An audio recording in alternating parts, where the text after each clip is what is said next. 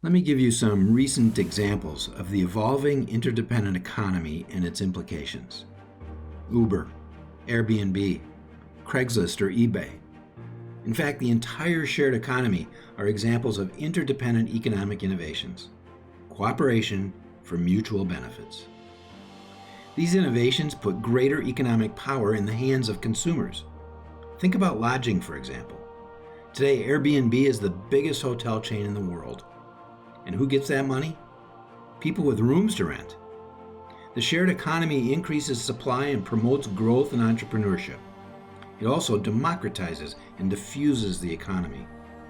Studies suggest that by 2025, the shared economy will reach annual revenues of $330 billion. That's bigger than either Amazon or Apple. Or how about cause marketing? It's one of the fastest growing trends in marketing. It's when a supplier says, buy our product and we will support this good cause. In 2019, cause marketing reached $2.2 billion. It produces 5 times the amount of individual giving. Or how about feedback loops and rating systems like Angie's List or Yelp or socially responsible investor ratings? Today, almost 50% of investments worldwide go through an environmental, social, and governance screen. It's why almost all companies today have sustainability plans in place. I mean, even British Petroleum has announced plans to be carbon neutral before 2050. It's why the Business Roundtable, an association of the biggest businesses in America, changed their guidance on corporate governance from a shareholder model to a stakeholder model. And it's why Walmart and Dick's Sporting Goods changed their gun sale policies. Look, these changes are not happening because greed has been vanquished or because corporate America has suddenly grown a conscience. They're happening because we care about them. According to research, 86% of us say companies should take stands on social issues. And 64% of us say we will switch brands because of a company's policies. In the information age, we, the consumers and investors and employees, know what companies are doing. And corporate executives? Well, they know and care what we think about it. Bringing our culture and enterprises into alignment with the interdependent nature of reality has become big business. And we're just beginning to see the tip of the benefits of it. Brands with social purpose outperform the stock market by 120% on average. If you want an example, just look at the difference in stock performance between GM and Ford compared with Tesla.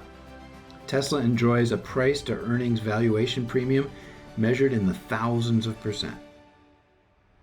It isn't about sales or size or assets or any other of the business fundamentals. It's about hope for our future.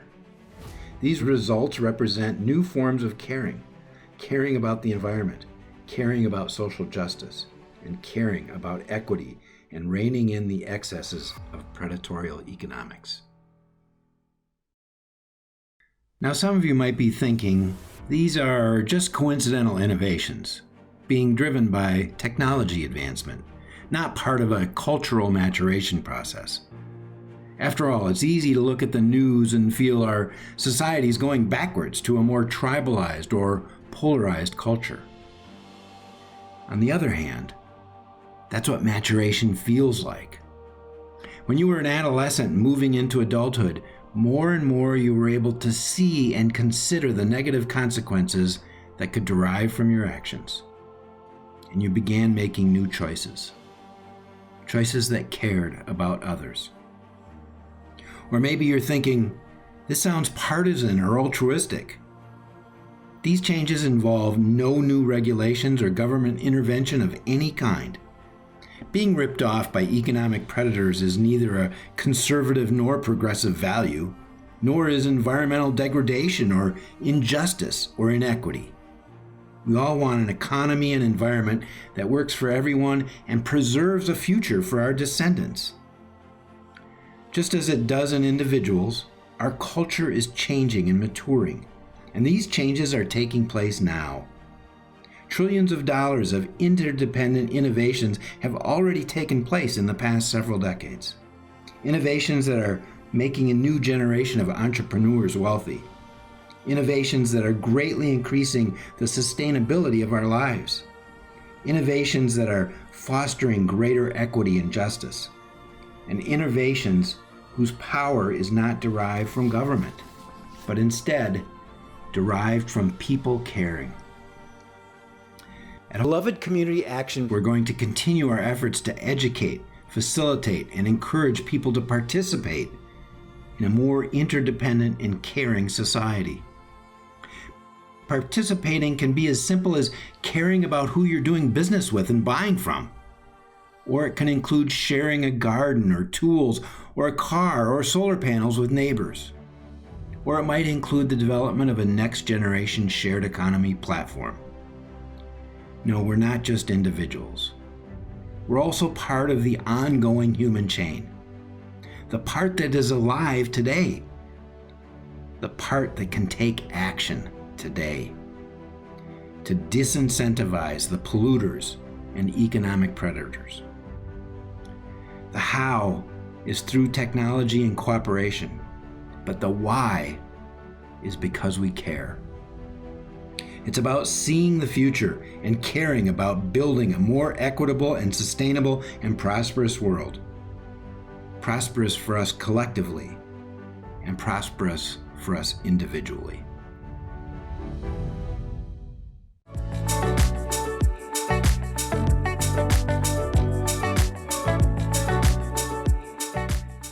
This is Gene Tierney with Beloved Community Action. You know, the Reverend Martin Luther King Jr. famously dreamt of a society he called the beloved community that is inclusive, equitable, sustainable, and prosperous.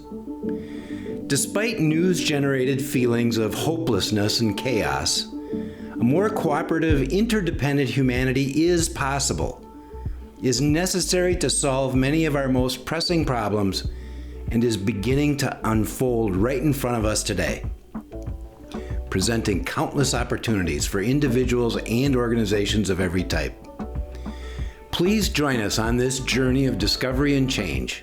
Subscribe and like our videos, and go to our website, www.belovedcommunityaction.org. Explore our informational materials and consider becoming a member. Thank you.